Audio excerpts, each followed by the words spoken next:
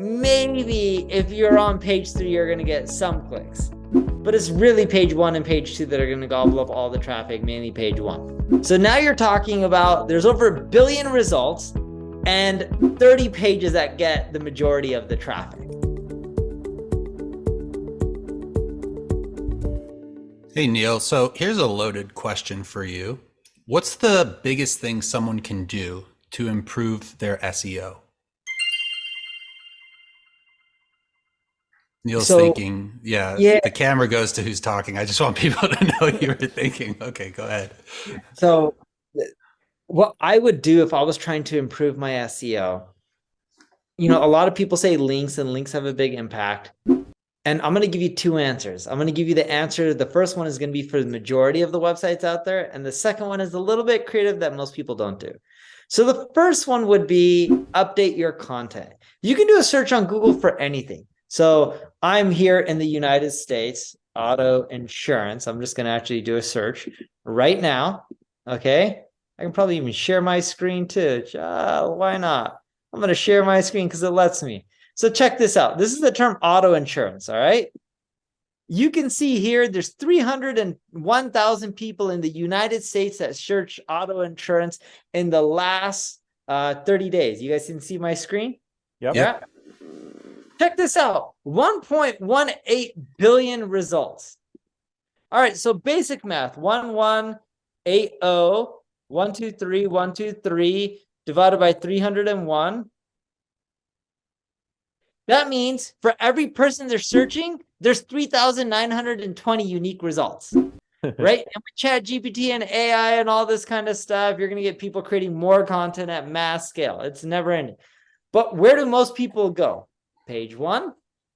All right. And my team always makes a joke. People hide dead bodies on page 2 because no one clicks there. That's page 3.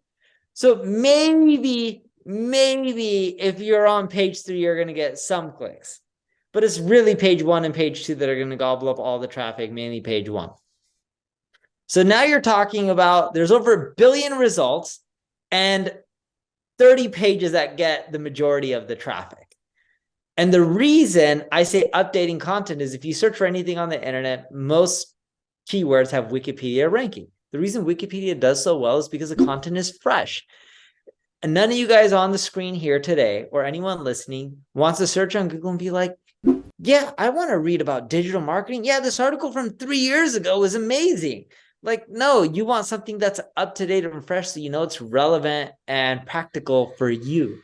So the biggest thing that companies should be doing that they're not doing is updating their content on a quarterly basis for all their money pages. And when I mean money pages, the pages that are driving conversions, getting the majority of the traffic, that have the relevant audience.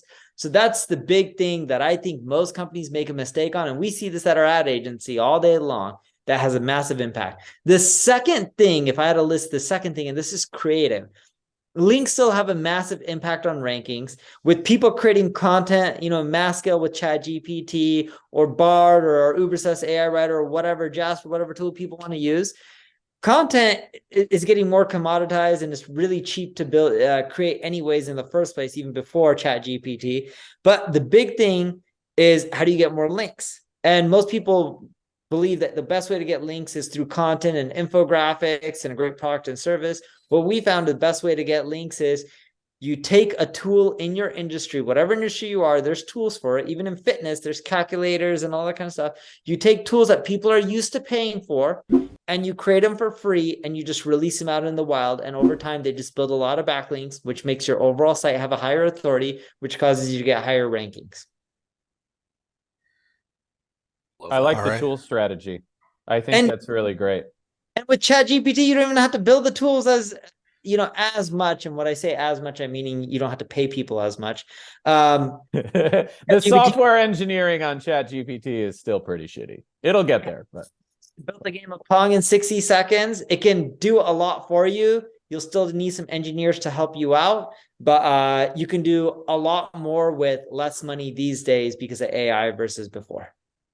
Yeah, I really love that. We were actually talking about open sourcing and releasing one of our product lines for free. at Ringa. Talking about it literally last night. Yeah, literally last night at dinner, we were talking about, like, we were looking at how much money we make in revenue, how much the team's making in commission on it.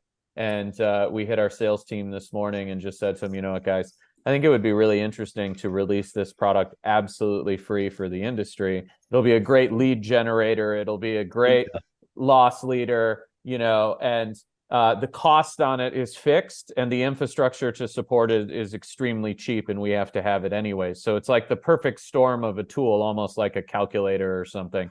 It has real cost to it, but then you can kind of force the people who want it to go through a questionnaire with a salesperson, like, what do you do? What are you using? Questions that they're just going to be obligated to answer instead of that you have to fish out because they're getting something of high value for free. So I really, really like that strategy. And I'm curious, since we're on that topic of unique strategies, you grew up in the performance marketing industry. Harrison did, Josh did, I did. I'm curious, what are some of your favorite super unique strategies that you've used over the years that are like non-typical, asymmetric?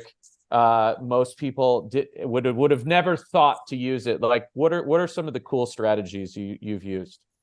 Yeah, so that strategy that you just talked about, we use that heavily, give away stuff for free and sell them into something more. Our agency is decent at scale, right? We're a 9+ figure revenue a year company, and 40+% of our leads used to come from our free tools.